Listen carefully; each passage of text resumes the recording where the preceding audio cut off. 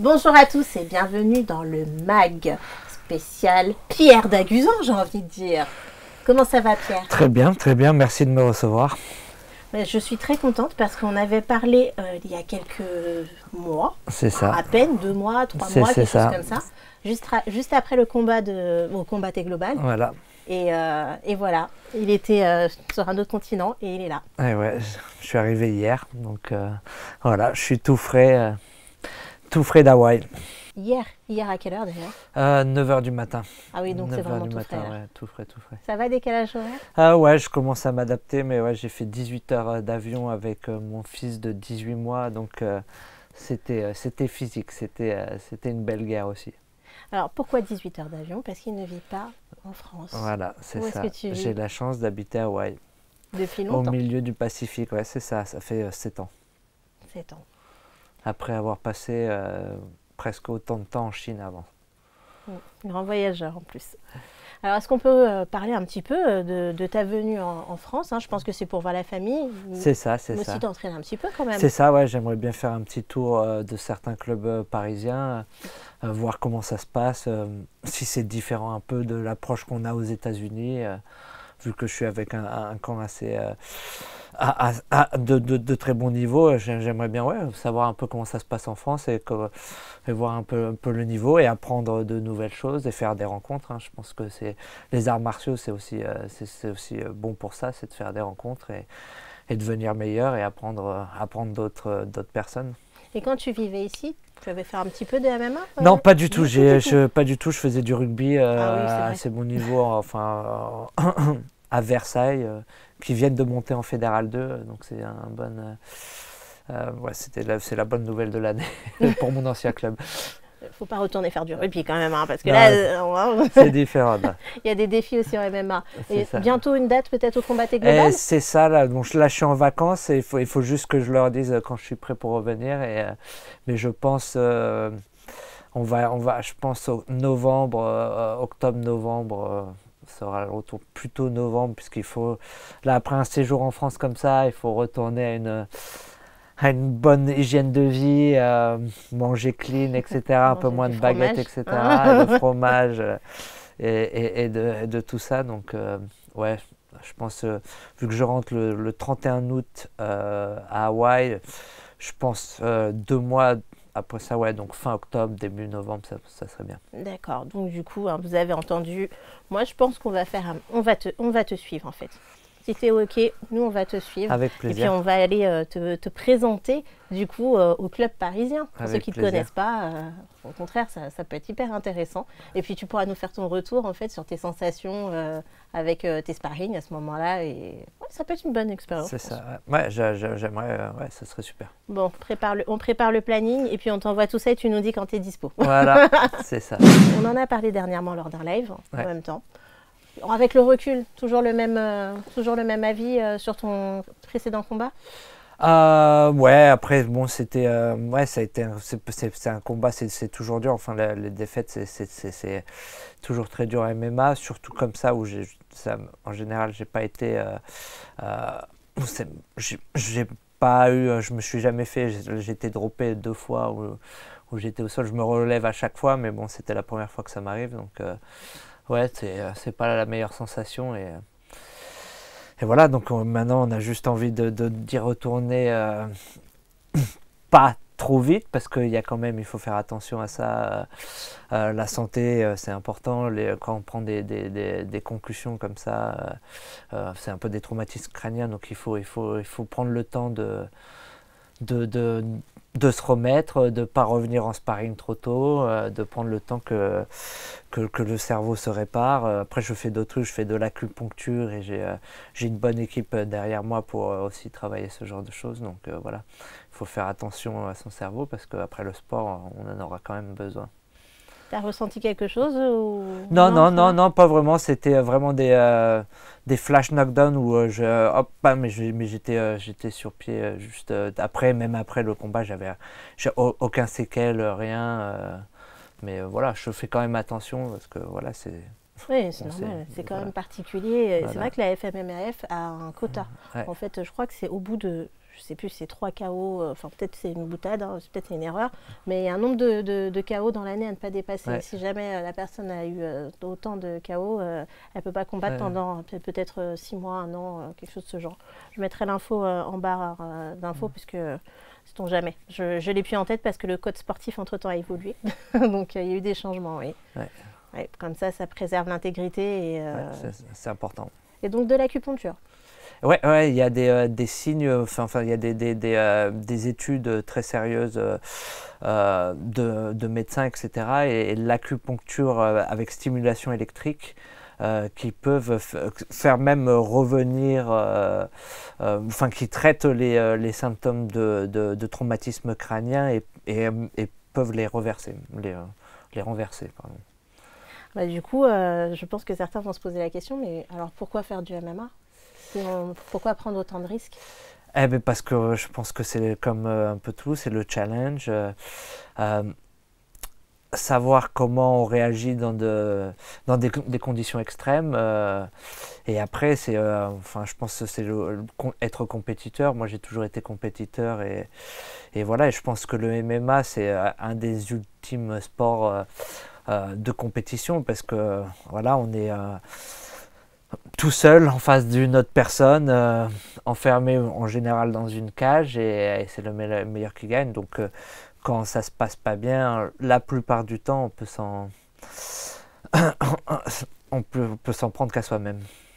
Si je me rappelle bien, tu m'avais confié que c'était un plaisir, un challenge, Ouais. et que tu n'avais pas un plan de carrière particulier. Ouais, c'est pas, enfin, plan de carrière, si, ça a toujours été, voilà, j'ai quand même des gros objectifs. Moi, après, j'ai quand même fait des tours. Bellator, je suis signé là avec, j'ai un beau contrat avec une très belle organisation. Donc, mon but, ça avait toujours été de pouvoir combattre au plus haut niveau et de savoir comment je voilà, comment je réagis à très haut niveau. Et voilà, je m'entraîne avec un des meilleurs combattants au monde, donc je sais un peu, voilà, j'ai la chance de voir où je me trouve. Et bon, après, entraînement et compétition, c'est différent, mais voilà, j'ai quand même des indicateurs qui peuvent me pousser à croire que voilà, je peux faire quelque chose dans le sport.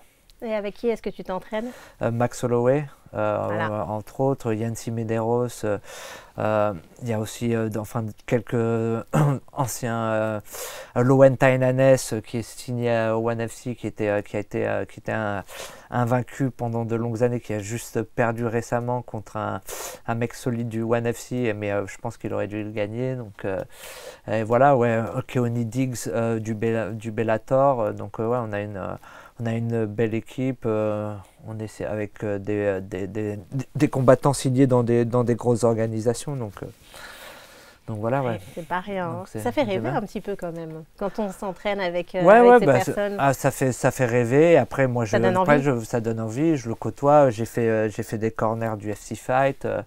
Voilà, j'ai pas été. J'ai un combat au Bellator quand même où j'ai fait une décision contre le numéro 9 mondial en 61 kilos au Bellator. Petite anecdote, ça a été peut-être le premier combat professionnel où il y a eu une erreur de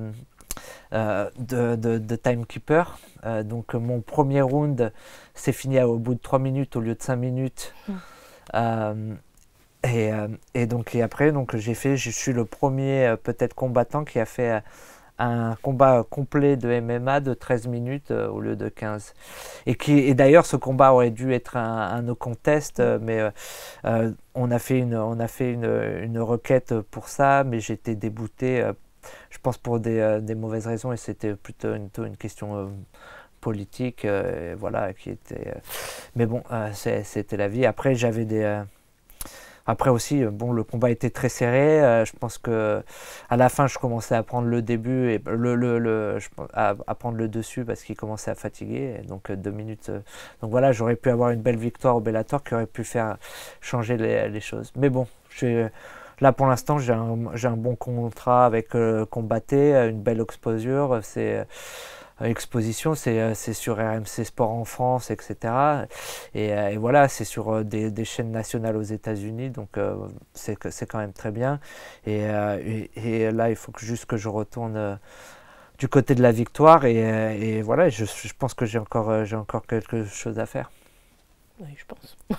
Je pense vraiment qu'il y a des choses à faire encore. Hein. Mais moi, j'aurais aimé lui entendre dire oui, je vais aller à l'UFC, par exemple. Ouais, mais après c'est après sans prétention. Là, je suis sur 2 défaites d'affilée, deux défaites d'affilée, voilà. Donc il faut juste que je me focus sur d'abord mon objectif, c'est finir mon contrat en positif avec des victoires. Donc c'est ça. Après, ouais, voilà, hein, Bellator, UFC, PFL, c'est au One FC, c'est des belles organisations. Mais c'est marrant, mais je parle beaucoup avec le management du combatté, mais eux, ils se considèrent et ils veulent vraiment être à ce niveau-là. Hein. Et en termes de moyens et de ce qu'ils font, ils sont dans une des meilleures organisations mondiales. Donc il y a une régularité déjà. Ouais, de régularité. Et voilà. Et là, le dernier fighter meeting, là, les rendez-vous qu'on a juste avant le combat, ils ont dit ça. Hein, les boss, ils sont là. Nous, peut-être vous le pensez pas, mais on est là pour être compétiteur de ces grosses organisations. Donc, nous manquez pas de respect en disant hey, Dana White, etc. Parce que voilà, nous, on est là. On vous offre une belle plateforme. Donc. Oui, effectivement, il n'y a pas que Dana White, il y en a tellement d'autres. Voilà. Oui. Mais moi, je leur souhaite en tout cas d'aller le plus loin possible, hein, parce que c'est vrai que depuis, je crois, l'année dernière, j'ai commencé à bien regarder Combatté Global. Honnêtement, je suis contente de voir qu'il y a de plus en plus de combattants français qui y participent. Alors, depuis qu'RMC a pris les droits, c'est encore mieux. C'est parfait. Donc, oui, je pense que ça va donner encore de belles guerres et surtout une belle exposition aux combattants français. Ça, c'est important. D'ailleurs, ne serait-ce que pour toi déjà. Ouais, c'est sûr. Comme quoi, tu as senti un changement ou pas du tout, ou ça n'a pas eu d'incidence? Je pense un si, parce que peut-être on a commencé on s'est rencontrés et on a fait le premier interview, donc c'est sûr que ça va donner plus d'exposition, et même maintenant, mais en général mes potes qui sont en France ou la famille, ils sont toujours ok, comment on regarde le combat, c'est toujours des liens, c'est compliqué, ou c'est et là voilà, ils ont juste allumé la télé, mettre sur RMC Sport et ils peuvent voir les combats, donc c'est sûr que ça facilite beaucoup à ce niveau-là. Et c'est plaisant d'avoir sa famille justement qui regarde les combats, ou ça met la pression? Non, pas plus de pression que ça. Après, quand on rentre, c'est pas pour ça que je le fais, et que non, je sais pas, j'ai pas vraiment cette pression. Après, on se dit bon, justement, sûrement, quand on pense, on dit les gens, qu'est-ce qu'ils pensent de toi?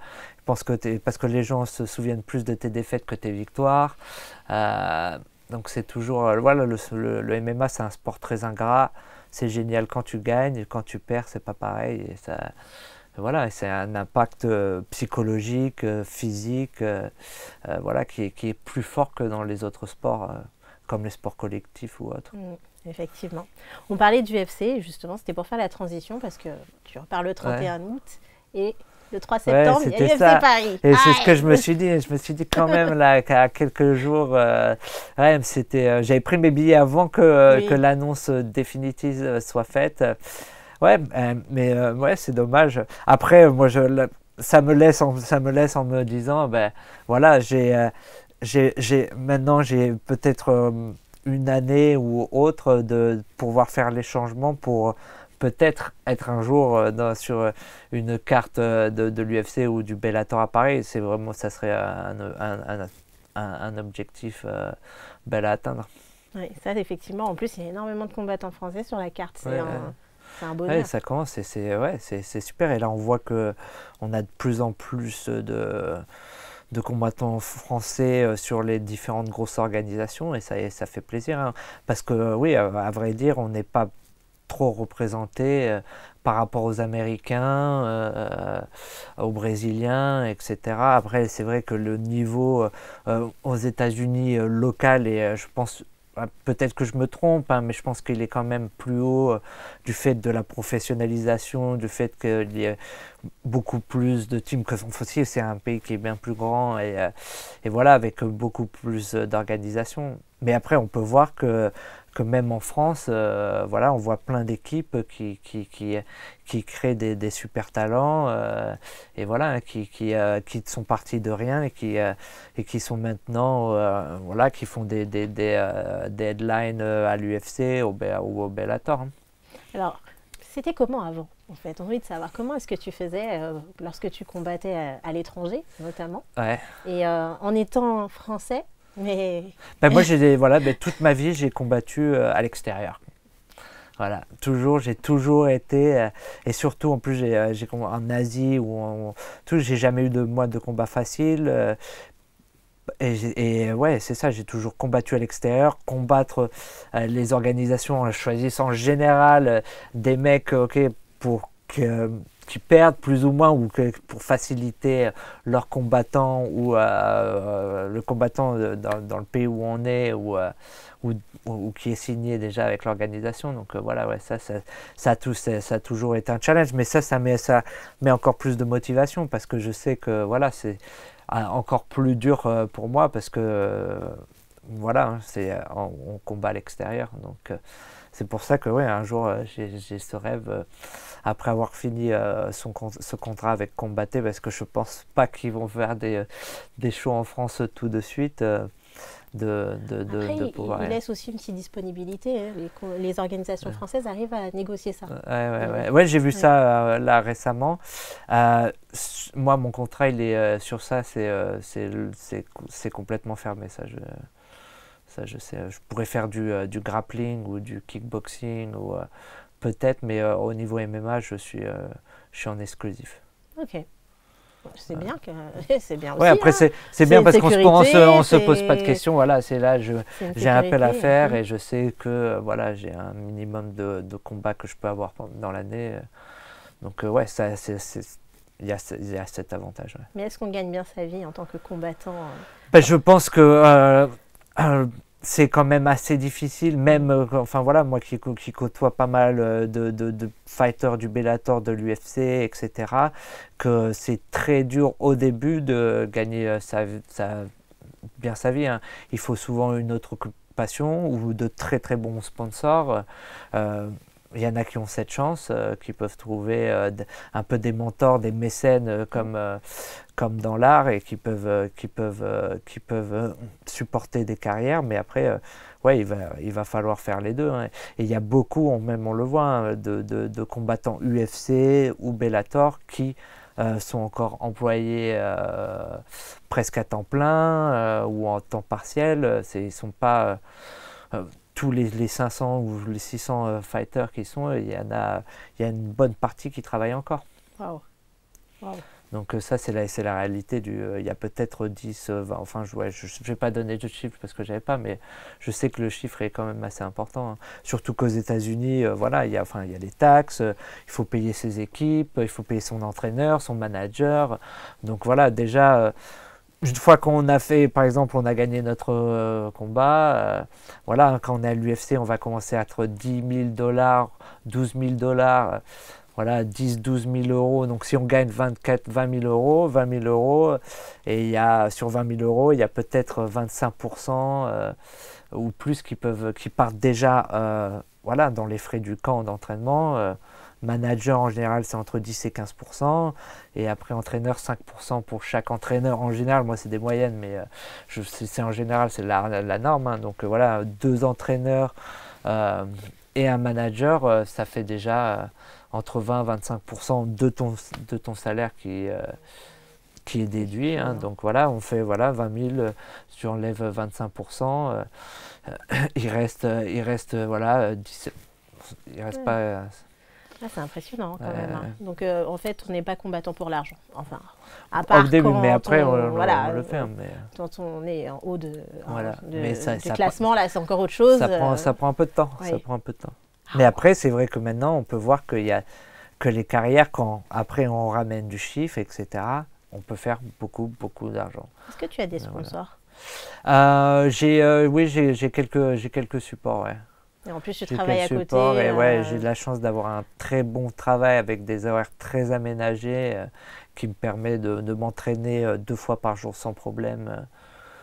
Donc voilà, ça, j'ai pas ce stress et j'ai quand même aussi en plus une stimulation intellectuelle en dehors du MMA qui est aussi intéressante.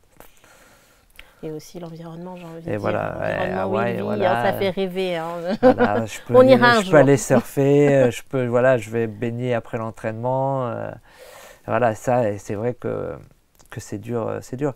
Et par exemple, ce qui est marrant pour Hawaï, parce qu'il y a beaucoup de combattants d'Hawaï qui vont à Las Vegas ou dans le mainland parce qu'ils pensent aussi qu'à Hawaï on ne peut pas le faire. Mais voilà, Max a montré que voilà, il a montré le chemin et qu'il peut voir qu'on peut être le meilleur mondial en venant d'une petite île du Pacifique. BJ Penn l'avait fait aussi. Oui. C'était une autre époque, c'est un peu différent maintenant, mais voilà, donc y a ces gens-là qui ont un peu montré la voie. Donc, Tout est possible, tout est effectivement. Et comment est-ce que, alors je sais pas, est-ce que ton enfant a déjà vu un combat de... Bah, il a 18 mois, donc je sais pas ce qu'il a fait, mais là c'est marrant, j'étais avec mon père juste avant qu'on vienne et je lui faisais essayer les paos un peu et comment ça avait l'air de lui plaire. Après, ouais, je vais pas pousser plus que ça, on va voir comment ça se passe. Je pense plus on les pousse, moins on a de chance que ça truc, donc il faut juste voilà, introduire et laisser choisir et voir ce que ça... Je me posais la question, on en avait parlé notamment aussi avec Claire Lopez et avec Monsieur Kemayo aussi. On avait parlé dans les statuts de parents. Quand on a des enfants, comment on explique en fait le métier qu'on fait de sportif. Bah, bon, il est encore trop petit pour avoir cette discussion. Donc, mais pas les combats de MMA avec le biberon, quoi. Ah non. Ah si, moi j'ai pas de problème avec passe. ça. Il regarde pas la télé encore, donc je suis pas trop pour les écrans pour les petits enfants. Donc, mais ouais, si des fois, enfin voilà, il le voit. Enfin, je sais que ma femme quand les combats tournaient, elle essaye de regarder, mais voilà, l'attention n'est pas encore là pour l'instant. D'accord. On verra peut-être le prochain, parce que là, ça, voilà. Hein, ça grandit, là c'est le moment où ça change un peu tous les mois. Hein. De 18 mois, là il va bientôt avoir 2 ans, dans 4 mois, donc peut-être que le prochain on va avoir un peu plus, j'aurai un peu plus de choses à dire sur ça. D'accord. Mais après c'est plutôt le challenge d'être combattant par an, parce que voilà, c'est beaucoup de temps, ça prend tellement de temps que ouais, il faut, c'est des sacrifices. Et quand on part aussi pour les combats, ben moi je combats donc au Combatté, j'habite à Hawaï, mais tous mes combats sont à Miami. C'est quand même, même si aux États-Unis c'est 6 heures non, qu'est-ce que je dis, c'est 10 heures d'avion. Donc voilà, c'est pas, voilà, c'est une semaine sur place. Donc voilà, c'est aussi un investissement. Donc ça veut dire que quelqu'un doit s'occuper aussi des enfants, voilà, quand on n'est pas là. Donc voilà, ça demande aussi un soutien familial important. Ouais, donc c'est un autre challenge à rajouter. Est-ce que tu peux me parler d'un combat qui t'a marqué? Soit un des tiens, soit un combattant que tu adores, que tu suis, mais un combat qui t'a marqué, un combat qui t'a mis une gifle en fait, tellement tu avais des techniques. Il y en a beaucoup, hein, il y en a beaucoup. Il y avait le Robbie Lawler avec comment il s'appelle, le Canadien McDonald, c'était une guerre de folie. Il y avait le Tchèque Congo et Pat Barry qui était quand même, ça aussi c'est le retour de l'espace. Ça me fait même des frissons quand j'en parle. Il y a le premier, le Diaz McGregor. Ça, pour moi, c'est un des combats que je l'ai regardé plusieurs fois. Après, c'est pas sur la technique, c'est l'atmosphère, ouais, après il y a même des combats de Max, voilà, le Qatar, le combat qu'il a fait contre Qatar, c'était un combat hallucinant. Il avait fait une belle guerre contre Poirier. Il y a aussi Poirier et Hooker qui a aussi, il y en a tellement, il y en a beaucoup. Hein. Je pense que c'est dur oui. Mais je d'en partage choisir le qu'un truc, seul. tu vois. Non, parce que c'est vrai que c'est important de montrer. Dernièrement encore, là, j'étais à un événement de MMA et des personnes dans le public me disaient, mais en fait, ils y vont, enfin, ils boivent, ils fument, il y a quelque chose. Enfin, ils y vont vraiment d'eux-mêmes, de leur plein gré. Je leur dis, bah oui. Et donc, je leur explique qu'en fin de compte, mais c'est tellement beau un combat. C'est tellement beau, mais on met le côté peut-être violent, peut-être de côté pour leur expliquer qu'il y a des techniques. Mais... Bah, ce qui est marrant, c'est par exemple le plus technique, c'est au sol la plupart du temps. Et c'est ce que les novices, on va dire, ou les gens, ils ont le plus de mal parce que c'est tellement technique que justement, il faut avoir l'œil, il faut comprendre les techniques, les positions, les emplacements et que c'est que du détail et que voilà, dès qu'on arrive au sol et qu'on regarde des combats à la télé, en général, c'est du très haut niveau. Effectivement. C'est vrai qu'ici encore, ils ont encore du mal avec ces combats. Je me rappelle, c'était Akhmed Salamov. Voilà. Il y en a, ils ont encore du mal, mais ça va venir. Je pense que bon, on a un public qui apprend aussi. On a beaucoup de passionnés parce que quand on voit que les places de l'UFC sont parties en très peu de temps, alors on a beaucoup de passionnés. Il reste encore peut-être des places à 1006, mais c'est un peu cher. C'est un peu cher, mais bon. Du coup, un de tes combats, si tu peux nous raconter un de tes combats où tu t'es senti bien. Un que j'avais fait contre Alaska Fighting Championship. C'était d'où Demetrius Johnson venait quand il s'est fait signer à l'UFC. En plus en Alaska, j'avais fait... Bon, j'aurais pas peut-être dû faire, mais j'avais fait du snowboard, ça faisait longtemps, juste le jour avant du combat. Et je fais une grosse victoire contre Tevin Dice, qui a aussi combattu au Bellator, qui était BJJ Brown Belt, je crois il vient d'avoir sa black belt, mais ceinture marron de jiu-jitsu brésilien avec Renzo Gracie. Donc il a essayé de me mettre au sol tout le combat, il n'a pas pu une seule fois et même j'ai pris le dessus et ça a été c'est ce que je recherche ce combat un peu de référence pour me remettre voilà, où j'ai pu faire montrer ma boxe et voilà le fait que je suis que voilà que je suis bon un peu partout et que je peux vraiment quand voilà quand tout est aligné, je peux faire des grosses performances. Bah pour ça, de toute façon, je pense qu'il y a des replays qu'on peut trouver aussi c'est sur UFC Fight Pass. UFC Fight Pass pour celui-là. Après le combat du Bellator, il est sur YouTube. Je sais pas comment au niveau replay du combatté comment ça se passe. J'ai fait une belle avant ces deux défaites, j'avais fait une belle victoire aussi au combatté qui m'avait fait gagner mon contrat contre un mec assez sérieux aussi qui vient de la team de Cub Swanson. Voilà, et pareil, Tevin Dice que j'avais battu, il était il était il s'est entraîné à plein temps chez Jackson Wink. Donc voilà, je m'entraîne, voilà, j'ai combattu des mecs qui viennent de salles sérieuses. Voilà, donc, tu ne regardes pas vraiment en fait qui est ton adversaire. On donne une date et après on essaye quand même mais après c'est vrai que je fais pas le difficile, ce qui après peut me causer qui ont pu me poser le corps justement par rapport à mon palmarès maintenant, mais voilà, après j'ai pas eu au début, j'avais pas d'encadrement de on va dire mes 5 premiers combats pro. J'ai fait mon premier combat professionnel après un an d'entraînement. Je suis allé tout seul en Inde sans corner. Je finis Fight of the Night contre un mec assez bon. Et il y avait Shlemenko en main event, des Todd Duffet avec des grands noms sur la carte. Et voilà. Et là, j'ai défié tous les j'ai un peu, personne ne m'attendait là, et voilà, il m'avait envoyé justement pour perdre, ils arrivaient, et en plus il m'avait un peu, il pensait que j'étais plus complètement un striker, et il m'avait mis contre un grappler, et en général c'est un peu le combo qui marche pour moi, parce que je me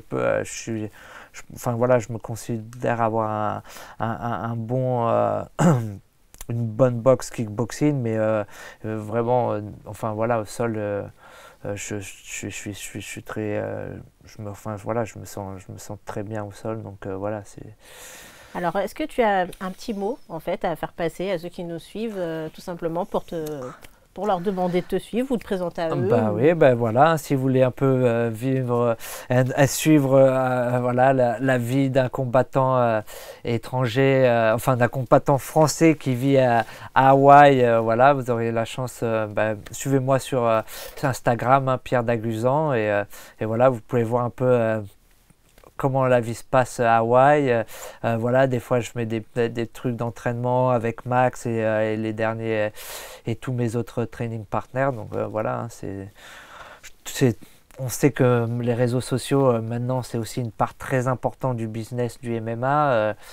Plus on a de following, plus on a de possibilités avec les organisations, de revenus de sponsors. Donc ça c'est très connecté. Ce qui peut être malheureux des fois, mais qui, voilà, c'est la réalité dans la réalité dans laquelle on vit. Donc voilà, donc il faut juste jouer avec avec tous les, on va dire, les plateformes disponibles et voilà, essayer de grandir et après d'atteindre ses objectifs. Chacun a des objectifs différents. Voilà, moi, ma passion, elle est dans le MMA. On verra où ça va me mener. Ça m'a déjà permis de faire des rencontres extraordinaires. Et voilà, c'est que même si je ne suis pas tout jeune, moi, c'est un peu que le début. J'ai commencé très tard. Voilà, à quel âge encore j'ai commencé à 28 ans. Et aujourd'hui? Et j'ai 36, ça me fait... Non, mais c'est rien. Mais bon, mais voilà, je suis... Enfin, physiquement, j'ai aucune grosse blessure et voilà, je vois vraiment que je m'améliore et je sais que là, enfin voilà, que je prends du niveau, hein. Et que voilà, des fois, le palmarès ne dit pas tout, il faut regarder un peu derrière et juste que voilà, maintenant il faut juste que je fasse des bons choix de carrière et il y a encore des choses qui sont possibles. Super. Bon, en tout cas, nous, on souhaite le meilleur, hein, forcément. Merci beaucoup. On attend de voir la suite avec impatience. On espère un combat à Paris un jour, sait-on jamais. On dit ça, on ne dit rien. Voilà. Et puis, il va performer et briller au combat global, ça, je n'en doute pas. Ouais. Et j'espère qu'on pourra dire, nouveau combat référence. Ouais, j'espère bien. En tout cas, merci beaucoup pour le temps accordé, parce que franchement, il atterrit, il vient. Mais il est trop fort. Merci beaucoup. Merci Sandrine et merci à toute l'équipe. Au plaisir et on se dit à très très bientôt dans l'Octogone. Ouais.